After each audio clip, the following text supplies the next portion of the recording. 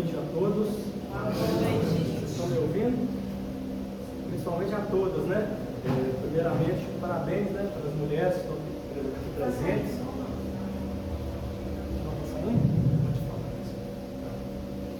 Primeiramente, parabéns a todas as mulheres que estão aqui, né, no Dia Internacional das Mulheres. Que Jesus as abençoe, que abençoe suas famílias, né? As nossas mães, filhas, irmãs, né? E queria agradecer a casa por essa oportunidade. Primeira vez que eu estou aqui trazendo um tema, né, para conversar com vocês. Então agradeço a casa pela confiança, né? Eu me considero ainda no jardim de infância, aqui na Casa Espírita, né? Você já aprendeu muito, mas a gente trouxe, de qualquer forma, um tema que a gente estudou e a palestra acaba sendo para a gente um grande aprendizado, né? Para a gente que está preparando, a gente vai atrás das informações, né? E essas informações acabam nos enriquecendo. Mas, o que eu trouxe para vocês aqui hoje, por que falar, né, desse tema, evidências científicas da reencarnação. Reencarnação, para nós espíritas, né, é um dos nossos princípios, né? Então, assim, por que trazer esse tema novamente aqui na casa? Um tema que já foi falado e continua sendo falado várias vezes, né? Nós espíritas não temos dúvida da reencarnação, né? Nenhuma dúvida, na verdade, né? Nós existimos em função da pluralidade dos mundos, da reencarnação, né? Então, para nós, é uma lei, né, isso, a reencarnação. Mas será que essa lei, a reencarnação, todos que estão fora dos centros espíritas, como que eles enxergam a reencarnação, como é que eles acreditam, como são as crenças deles em relação à reencarnação, e como, o que eu vou trazer aqui para vocês, como os cientistas enxergam a reencarnação. Então, a gente vai abordar muito mais esse lado científico aqui hoje. Logicamente, né, para nós não podemos deixar de lembrar que a reencarnação para a gente, acho que para cada um a reencarnação pode ter uma palavra, né? Para mim, uma das primeiras palavras quando eu falo em reencarnação é conforto, é lembrar da bondade de Deus, né? E reencarnar, nós reencarnamos várias vezes, e toda vez que nós reencarnamos, nós estamos recebendo aí novas oportunidades, né? Então, a reencarnação, ela é a expressão mais clara da justiça de Deus. Então, Ele é justo conosco, né? A reencarnação, sem ela, como que a gente poderia passar, né, por provas, reações, a gente melhorar como pessoas, crescer, né, aprender, evoluir moralmente? Sem ela, não tinha sentido as nossas vidas. Então, se tem alguém aqui na casa, é a primeira vez que está vindo aqui, a gente tem inúmeras obras espíritas e todas elas trazem de forma direta ou indireta o tema sobre reencarnação. Então, quando a gente, aqueles que estão aqui pela primeira vez, talvez nunca tiveram a oportunidade, né, de ler algum livro espírita. Então, o primeiro deles é esse livro aqui, né, o Livro dos Espíritos, que é um livro que traz muitas informações valiosas para a gente entender um pouco sobre a encarnação e também sobre a reencarnação. Então, no Livro dos Espíritos, eu não vou muito adentrar aqui sobre os livros, porque a gente vai abordar mais do ponto de vista científico, digamos assim. Não estou dizendo que o Livro dos Espíritos não seja científico, daqui, só para deixar claro, a gente vai abordar o que a ciência, aquela ciência mais pura, feita até por aqueles que não usam o espiritismo como ensinamento, pensa aí sobre a reencarnação. Mas a gente não podia deixar de falar um pouquinho sobre a reencarnação do ponto de vista espírita. Então, a reencarnação, lá nos Livros dos Espíritos, capítulo 3, né, quando Kardec perguntou aos espíritos qual é o objetivo da reencarnação, eles responderam, né? Deus desimpõe a reencarnação com o objetivo de fazê-los chegar à perfeição, ou seja, para a gente evoluir. Para alguns é expiação, para outros é uma missão, né? Como muitos espíritos vieram e vêm na Terra com missão. Pontinho, quero resumir aí. Outra pergunta, todos, feita pelo Kardec, todos têm a necessidade da reencarnação? menino também. Sim, porque nós somos criados simples e ignorantes. Então, a encarnação é a oportunidade que Deus nos dá para a gente melhorar como pessoas. E qual que é o objetivo da reencarnação? Ou seja, voltar de novo. Então, se a gente for olhar também no livro dos Espíritos, já no capítulo 4, resumindo também a questão 167, os Espíritos respondem: expiação, aprimoramento progressivo da humanidade, sem o que onde estaria a justiça, né? A justiça de Deus. Bom, também temos outros e vários outros livros, né? Parando por aí, né, no livro dos Espíritos, nós temos aí também o Evangelho do Espiritismo, que eu acho que todos conhecem, né? E que é uma obra que relaciona mais a reencarnação dos ensinamentos de Jesus. Então, tem o capítulo 4, né, que se trata que ninguém poderá ver o Reino de Deus se não nascer de novo. Então, a reencarnação aqui é tratada com uma necessidade de aprendizado. Né? Então, não temos dúvida nenhuma que nós precisamos da reencarnação, e isso é um sinal da bondade de Deus, da misericórdia de Deus para conosco. E existem inúmeros livros, né, e só existem aí em função da a gente ter essa possibilidade, né, de ir e voltar. Né? Então, todo o nosso aprendizado da doutrina só é possível porque existe a pluralidade dos mundos, né? Existe aí outros mundos e a gente pode passar por eles. Bom, mas isso dentro do nosso mundo que nós estudamos, e eu tive, né, com muitos de vocês, a oportunidade de vir para o Centro Espírita e aprender, deixar um pouco de ser ignorante e aprender um pouco sobre os ensinamentos de Jesus. Mas, infelizmente, grande parte da população, né, do Brasil, do mundo, mesmo de lá, onde tem vários centros, não tem informação nenhuma, né, sobre a crença espírita. E, assim, algumas perguntas são feitas, institutos de pesquisas, né, aqueles mesmos que fazem pesquisas lá de opinião pública, né, faz algumas perguntas gerais para a sociedade. Então, por exemplo, eu separei uma delas aqui. Como está a crença da nossa sociedade, de forma geral, em relação, primeiro, à vida após a morte e à reencarnação? Bom, uma pesquisa feita, se vocês conseguem ver, essa pesquisa aqui ela foi feita em 35 países, foi feita pela Pew Research Center, que é um dos mais renomados centros de pesquisa do mundo. E quando eles fizeram essa pergunta para 35 países, em média 64% das pessoas acreditam em vida após a morte. No Brasil, esse número é 66%, é quase a média mundial.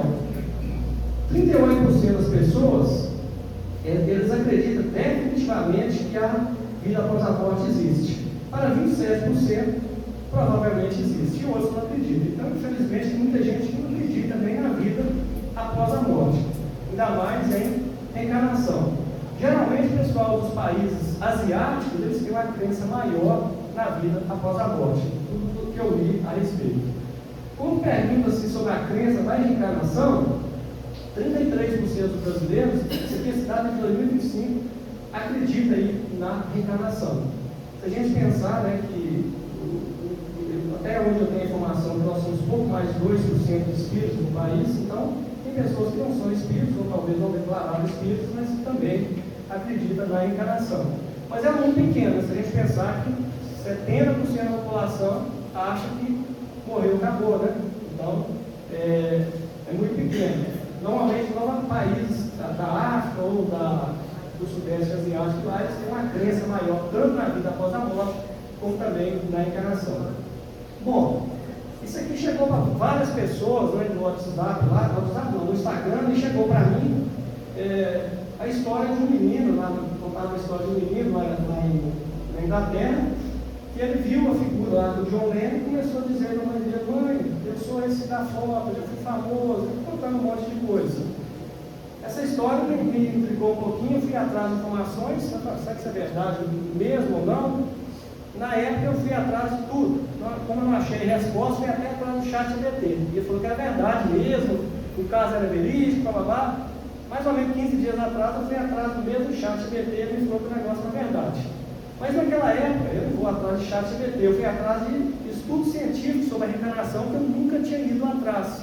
E até então eu estava aqui só tentando ler as obras espíritas, né? E independente do que o estudo científico vai falar, eu não vou deixar de acreditar na reencarnação. Mas, de todo modo, quando eu fui atrás das informações, até hoje eu não sei se esse caso é verdade ou não, pois eu trouxe para vocês casos reais, porque quando eu procurei isso aqui, eu encontrei um caso de um menino brasileiro, nascido no Nordeste, que afirmava ser o tio-avô dele. E esse caso foi publicado na editora Elsevier, né, que é a editora mais importante do mundo, né? E uma revista chamada Explorer. Então, assim, é um caso publicado numa revista importante do mundo. Aí eu quis ver sobre esse caso. E aí, conversando com uma colega aqui do centro, ela falou: quem sabe você não traz essa informação para a gente discutir aqui dentro do grupo. Aí sim surgiu a ideia de trazer essa fala minha aqui. E aí, o que eu fiz? Depois disso, como eu fiquei curioso, que eu achei um caso, eu falei assim: vou procurar pelo menos no Google acadêmico, né, para ver se eu acho mais casos. E quando eu procurei na época, eu achei 2000, quando eu coloquei a palavra reincarnation em inglês, eu achei 2011 casos. Desculpa, 2011 casos. Era muito caso, eu tinha nem ideia que tudo isso existia. Ontem eu fiz a mesma busca, e aí já tinha 1000 casos a mais. Mas enfim, existe muita coisa publicada no mundo científico sobre reencarnação, além de tudo aquilo que a gente conhece dentro do mundo espírita, as várias obras que a gente tem aqui, que a gente acredita, existem milhares de obras. E essas obras, obviamente, eu não posso dizer para vocês que as 200 mil aqui são verdadeiras, porque dentro do mundo científico existem muitos periódicos que a gente não pode acreditar. Aqueles que a gente paga, eu não pago, não, né? Temos que pagar para poder publicar, né? Que são aqueles predatórios. Então, obviamente, dentro de tudo isso aqui tem muita obra boa, mas tem coisa que pode não ser boa. E aí me chamou a atenção, quando eu procurei esses casos, aparecia sempre o nome desse Stevenson aqui, sabe? Aqui Stevenson de novo, deve ser bom. Aí eu quis saber de onde que vieram esses estudos. E aí, quando eu fiz essa busca, como que começaram esses estudos da academia pura, sem envolver o nosso mundo religioso? E aí eu descobri que esse Stevenson que estava lá citado, ele foi o fundador, né, da divisão de estudos perceptivos da Escola de Medicina da Universidade da Virgínia, na década de 1950. Então ele era um psiquiatra, ele faleceu, não está entre nós, e esse psiquiatra começou na década de 50 a estudar alguns casos que chegavam até ele. Os casos eram de crianças que diziam ter lembranças de vidas passadas. E ele, com isso, ele trouxe vários casos, desenvolveu metodologias para poder estudar esses casos dessas crianças que afirmavam, né, ter vivido outras vidas. E aí ele faleceu, né, no lugar dele entrou esse outro cidadão, o Dunker, que virou professor lá, era também um psiquiatra, ambos agnósticos, né, então eles não envolviam Deus na história. E aí, esse aqui eu descobri também, pesquisando, que ele aposentou. Mas quem está no lugar dele? Aí vi que entrou uma moça chamada, né, Júlia, e a Júlia hoje coordena esse centro. Caso algum de vocês tenha interesse, esse centro que começou com ele só hoje tem 16 membros. Aqui, se clicar aqui no celular, vocês vão abrir aqui o local onde tem sido feito esses estudos. Ela é psicóloga. Aí quando eu fui ver sobre o que ela estava estudando, aí eu vi que ela estava estudando sobre a consciência e experiências espirituais. Eu fiquei empolgado, porque os outros não levavam em conta, né, o lado espiritual. Até mandei um e-mail para ela, só que até ontem ela não tinha me respondido. E vi que, quando eu estudei um pouco sobre ela usa a psicologia para ajudar as pessoas, né, em conflitos espirituais. As pessoas que não acreditam em Deus, são revoltadas com Deus, são revoltadas com a vida. Mas eu não consegui mais informações do que ela faz. Bom, mas o Stevenson foi a pessoa que começou tudo isso, né? Começou a preocupar, porque cheguei como psiquiatra, chegaram muitos casos de crianças ali, logo depois que começavam a falar, falando, olha, eu era fulano, e trazia muitas coisas que não tinha jeito de questionar. Então ele foi a pessoa que começou a estudar isso e criou o critério para tal. Então ele era médico, ele se programava agnóstico, né? E ele iniciou esses estudos a partir, né, do totalmente científico ali, né, sem envolver aí o espiritismo de uma religião. E o que ele fez? Ele investigou mais de 2.500 casos, né, em diversos países, ele viajava para esses países, ele tinha pessoas que nos ajudavam, e a maioria dos casos foram estudados na Ásia, a maioria dos casos era na Ásia. E ele publicou 300 artigos científicos, que é um número muito grande, né? E só sobre reencarnação e memória espontânea em criança, ele publicou mais de 40 artigos científicos. Aqueles artigos científicos revisados por pares, né? Aqueles artigos científicos que, quando eu quero publicar, eu mando para a revista, o editor observa se ele tem sentido, se tiver, ele manda para revisores que revisam às cegas, né? Então, assim, são coisas que feitas dentro de um grande critério científico. Também ele criou, o que é usado até hoje, uma metodologia para estudar esses estudos de reencarnação. Como que era essa metodologia? Primeiro, sempre chegavam os casos dele, né? Ele, a partir dos relatos que eram feitos dessas crianças, ele selecionava as crianças de 2 e 7 anos, porque não mais do que isso, porque a partir de 8 anos, pelos estudos que eu li, as crianças elas esquecem essas vidas passadas, esquecem as memórias. Então ele sempre selecionava as crianças nessa idade. Fazia o registro de tudo aquilo que as crianças falavam, né? Fazia os relatos, eram todos relatos espontâneos, sem indução hipnótica, como alguns utilizam isso. Fazia entrevistas independentes com familiares, com a mãe, com o pai, com todos os envolvidos, com vizinhos. E depois ele fazia uma checagem documental. Por quê? Porque eu vou dizer para vocês que muitos desses casos, essas crianças que diziam ser outro, eram crianças que passavam por mortes violentas. Então, para poder checar isso, ele ia atrás de registro civil, às vezes até registro policial, né? Porque às vezes a pessoa que faleceu, ela faleceu com tiro, alguma coisa nesse sentido. Então, ele ia atrás de todas as informações, todos os históricos médicos, né? Não bastava eu dizer que eu sou alguém, mas ele checava documentalmente tudo isso, para ter realmente critério. Bom, então como que eram verificados esses casos? Ele criou uma escala, vocês me desculpem, tem que escrever, porque é muita coisa, mas ele criou uma escala que media a força dos casos. Como que era essa escala? Tinha 22 itens, e ele pegava cada um desses itens e verificava. É uma tabela muito grande, eu não vou mostrar para vocês essa tabela aqui, mas eu acredito que eram 22 itens que ele utilizava, que ele atribuía pesos, de forma bastante científica. Eu vou mostrar para vocês um exemplo disso. Então, tudo que a criança falava, né? Tinha relação provada da criança encarnada com a pessoa desencarnada que ela dizia ser, ele checava isso, e checava isso aí através dessa escala de caso, de força de caso que ele utilizou. Ele separava tudo em 4 categorias grandes. Eu não vou separar as categorias aqui. Por exemplo, marca de nascença, defeitos congênitos. Por exemplo, às vezes a criança ela tinha uma marca no aprofundamento no crânio, que era em função de um tiro que o desencarnado teve. Então, ele, para checar isso, ele olhava a marca de nascença da criança, procurava os médicos que foram responsáveis lá para avaliar a pessoa que faleceu. Então fazia todo um apanhado sobre isso, não era algo só falado, tinha documentação mesmo. Ele pegava a declaração espontânea da criança, né, da vida passada da criança, e avaliava os comportamentos da criança relacionados com a personalidade anterior. Tinha uns casos engraçados, às vezes a criança queria ficar só sem roupa dentro de casa. Quando fazia uma entrevista com os pais daquela pessoa que faleceu, era do mesmo jeito, né? O jeito de andar, postura, um monte de coisa. A familiaridade entre a criança encarnada e a personalidade anterior. Muitas crianças falavam, não, eu tinha 2 filhos, falavam até o nome dos filhos, né? Então tudo isso era medido por uma escala. Um exemplo, porque são 22, vou dar exemplo só do primeiro aqui, como que era feito isso, ó. Por exemplo, uma criança tinha um ferimento fatal, né? E eles iam checar se esse ferimento correspondia ao indivíduo falecido.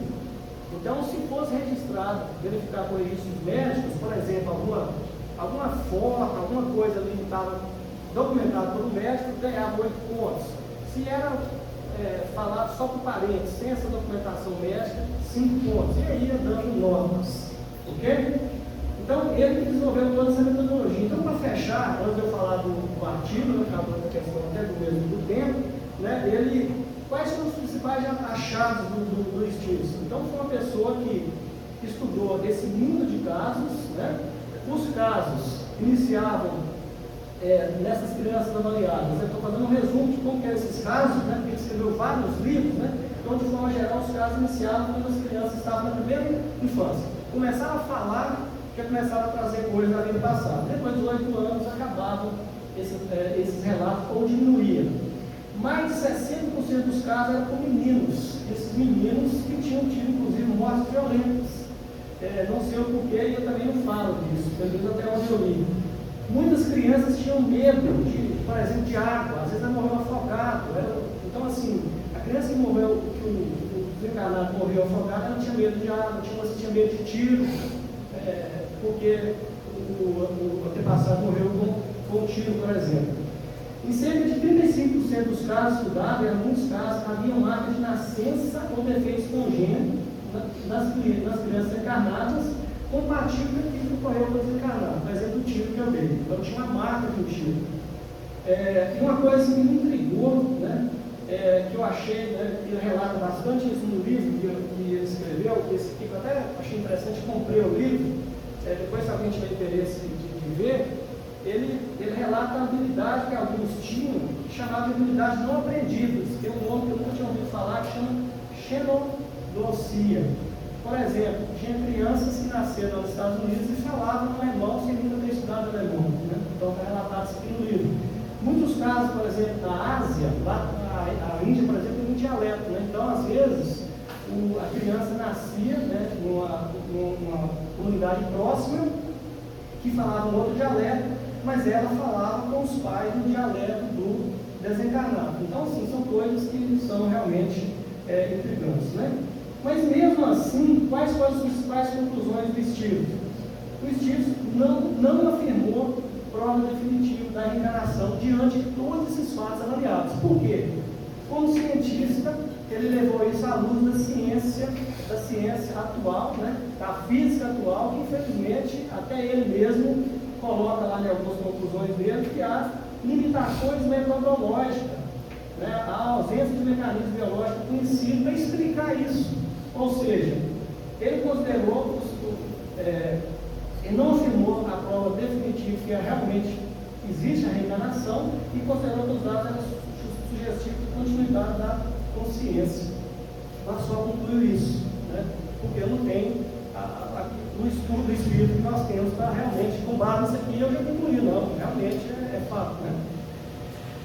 E aí ele publicou, deixou várias obras, né, que são seguidas até hoje. Então, por exemplo, os livros dele são livros todos em inglês. Eu até busquei alguns livros dele, mas só que são muito caros e muitos livros grandes. O único que eu animei comprar foi esse aqui, que é um livro menor, e esse realmente é o livro que é o livro mais acessível dele, né? Então, esse livro conta a história de crianças que relembram, né, as vidas passadas.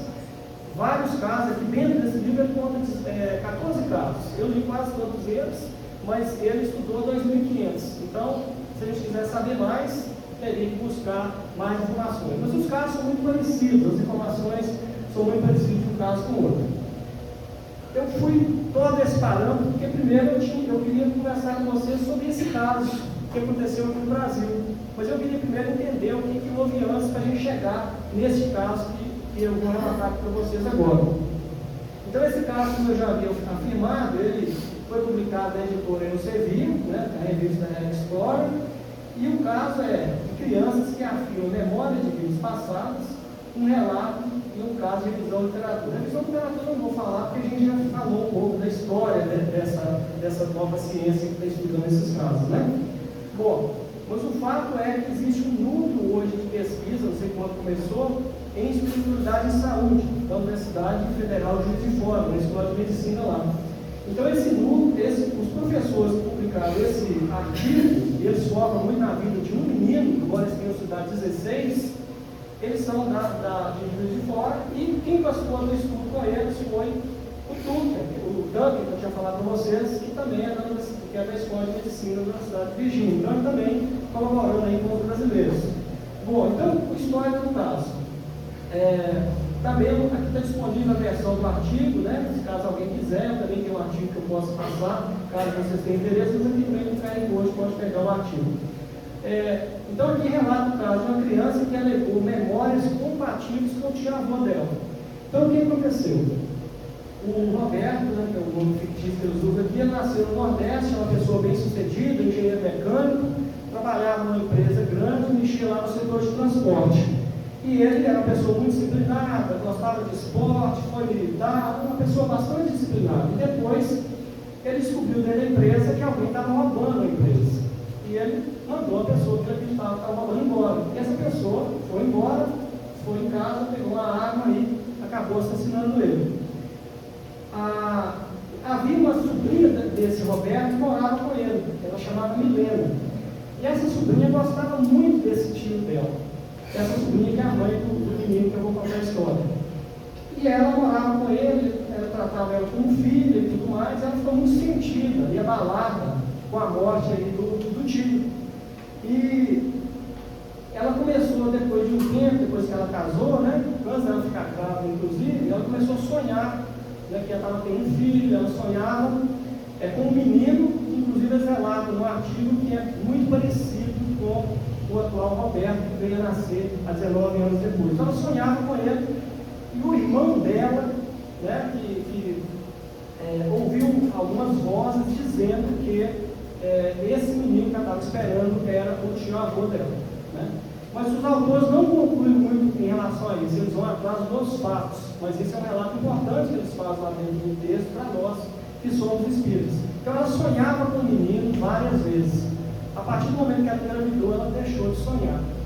E aí o tio, o irmão dela, chegou para ela e disse: olha, esse é o Roberto que você está esperando, ele está vindo com você. E aí, a partir disso, né, aí já dentro do estudo, muitas declarações foram feitas pela criança chamada Paulo, logo depois que ela começou a falar. Então, por exemplo, a criança ela fez 3 declarações espontâneas, sem ninguém perguntar nada para ela, e eles conseguiram, por exemplo, verificar que 9 estavam corretas e 4 eles não conseguiram determinar. Ela tinha comportamentos muito parecidos com o tio-avô, que era falecido, e no caso dela apresentou a média daquela força de casos maior do que 799 casos outros que foram estudados. Então, quais são os comentários, resultados desse trabalho? A criança, desde que começou a andar, tinha posturas muito parecidas com o tio-avô, braço cruzado, mão atrás do corpo. Entre 2 e 5 anos, tinha um interesse muito grande para consertar um conserto mecânico, falava que estava consertando carro, entrar no carro, desejo de ser mecânico, né? E o tio realmente era engenheiro mecânico. Gostava de andar nu dentro de carro, como o tio também gostava quando era criança. E depois começou a demonstrar interesse em carreira militar e atividade física, algo que o tio-avô dele gostava muito de fazer. E, por fim, né, ele tinha umas coisas bem interessantes, ele ficava andando dentro de casa e falava: mãe, me dá meu cavalo, né? E a mãe não sabia de nada de cavalo, mas é porque o tio tinha um cavalinho de madeira que ficava riscando a casa toda, e a mãe dele tomou aquele cavalinho de madeira dele. Ele dizia que tinha um cavalo de verdade, e realmente depois foram verificar, ele tinha. Tudo que ele falou aqui, que viveu na casa de madeira, com um quintal grande, tudo isso foi realmente confirmado. Um dia ele estava lá chamando a mãe dele não respondia de jeito nenhum, ele gritou: Coca! Aí a mãe dele assustou, porque Coca era o apelido que o tio a chamava, ninguém mais chamava ela desse apelido. Então, muitas coisas que foram faladas puderam ser realmente confirmadas. Aos 5 anos, isso aqui é o mais chocante, ele disse para a mãe dele, de uma hora para outra, assim: eu já morri e voltei várias vezes. E ainda acrescentou: as crianças escolhem seus pais, e eu escolhi você para ser minha mãe. No final, quando ele estava lá com 6 anos ali, estava descansando com os pais na praia, ele falou, com emoção, né, com os olhos cheios de lágrimas que eles colocam lá, contando a história de quando ele foi morto. Então ele disse: mãe, eu estava trabalhando, o ladrão chegou e houve um roubo, ele atirou 4 vezes em mim, e o tiro que me matou foi na cabeça. E ela ainda reclamou, porque já tinha, porque deram mais 3 tiros, já que ele tinha na cabeça, já tinha o matado, né? Então ele tinha muito medo de tiro, de arma de fogo, de forma geral. E aí fizeram também, assim, eu não sou da área médica, mas fizeram essa tomografia computadorizada no crânio da criança, mostrando que tinha uma depressão que era compatível com o tiro que o avô havia tomado. Bom, eu não sei porque isso aconteceu, deu sumiu aqui o que eu tinha que falar, mas eu quero dizer para vocês que mesmo com tudo isso, os autores não concluem que era um caso de reencarnação. Por quê? Tudo baseado na ciência pura, não na ciência que nós entendemos. E aqui ele fala, só para concluir, no presente caso não foram identificadas evidências de fraude, transtorno mental na criança ou habilidade extrasensoriais. A hipótese de reencarnação, embora complexa e controversa, não deve ser rejeitada nem aceita a priori, devendo ser testada cientificamente. Mas como, né? Se para a gente tem todas as evidências que isso aí realmente foi uma reencarnação. E aí, só para dizer para vocês que há vários outros artigos científicos nessa mesma linha. As pessoas não concluem da forma que a gente acharia, porque, no meu ponto de vista, nós precisamos de evoluir até nas estatísticas da forma que esses casos são avaliados. Esse caso aqui também feito por brasileiros, né, da Universidade da Unicamp, da Universidade Federal do Rio Grande do Sul, pessoal de Juiz de Fora junto também, e esse caso da mesma forma. Eles não concluem da forma que a gente acharia que deveria ser concluído. Dizem, os casos são considerados integrantes, porque eles, aqui na verdade, eles avaliaram vários casos na revisão de literatura e são consistentes com a hipótese de reencarnação. Entretanto, de acordo com os autores, não constitui prova científica definitiva. Ou seja, esse artigo aqui, nele, eles estudaram vários casos sobre marcas de nascença, né?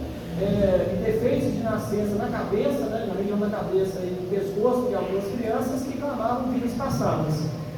E havia correspondência, né, muitas vezes, dessas marcas com as marcas que ocorreram nos falecidos. E mesmo assim, com base na ciência atual, que é falha, eles não concluíram assim, de forma definitiva que era um caso de reencarnação.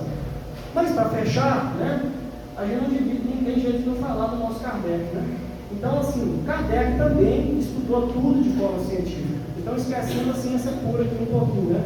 Então, o exemplo de Kardec para nós é muito claro, né? Ele estudou o método científico aplicado ao espiritismo, diferente de todos esses que estão aí, desses 200 e tantos mil artigos científicos tem, né? Então, o Allan Kardec, ele aplicou todos os princípios científicos da época, né? Que era do século XIX, obviamente a estatística, essas coisas mudaram um pouco, né? Mas ele utilizou tudo que tinha ao seu dispor, né? Então, nós temos as nossas evidências que nós precisamos. E como que ele obteve os dados? Ele obteve esses dados com diferentes comunicações mediúnicas, vários centros mediúnicos diferentes. Ele utilizou centenas de médiuns desconhecidos entre si. Ele fez perguntas idênticas, né, a médiuns distintos, ou seja, tinha um controle cruzado que a estatística pede. Ele eliminava aquelas respostas incoerentes, né, que na estatística a gente chama de outliers. Ele fez a validação das informações que eram convergentes e tinha uma recusa explícita de aceitar qualquer informação sem análise racional. Então ele fez tudo o que devia fazer. Por isso que nós temos essa beleza que nós temos da literatura espírita hoje. Mas a gente também não podia deixar de trazer para vocês esses outros casos, né? Casos esses que eu acredito muito que com a evolução da ciência, né, a física quântica e os computadores quânticos, nós vamos ter aí outra luz da ciência para talvez reestudar todos esses casos, que são milhares de casos que foram documentados. Se vocês fizeram uma pergunta, não sei se já fizeram, alguma dessas inteligências artificiais, né, ChatGPT, qualquer uma delas, eles vão dizer para vocês que não existe provas científicas da reencarnação. Por que eles vão dizer isso? Porque estão baseados na forma que a ciência enxerga as coisas hoje. E eu fiquei desafiando o chat várias vezes. Né? Eu falei assim, não, nós temos uma prova do Chico Xavier, que ela é uma prova sem dúvida nenhuma, dentre vários métodos que nós temos por aí. Aí o que ele me respondeu? Realmente, né, mais de 4 fatos objetivos, mais de 450 livros psicografados, com estilos literários diversos que nós sabemos, conteúdo técnico, filosófico, literário, ausência de benefício financeiro pessoal, casos de confirmação desconhecidos do médico. Né? Então, assim, ele não nega isso, só que ao mesmo tempo ele não considera, pela luz da ciência falha que nós temos hoje, a reencarnação como realmente provada pela ciência. Aqui foi o que ele disse: não constitui prova científica explícita, fenômeno não reprodutível nem controlável, porque a estatística quer isso, né? Só que é muito difícil você ter fenômeno reprodutível, porque se eu faço uma pergunta para um médico, outra pessoa faz, a resposta não vai ser a mesma. A resposta vai depender do meu merecimento. Eu não tenho o mesmo merecimento de muitos de vocês. Então as respostas tendem a ser distintas, né? Mas no final ele coloca, né, as hipóteses explicativas do chat é que fraude deliberada, ou plausível, não existe. Produção inconsciente extraordinária seria outra hipótese para tudo que o Chico fez.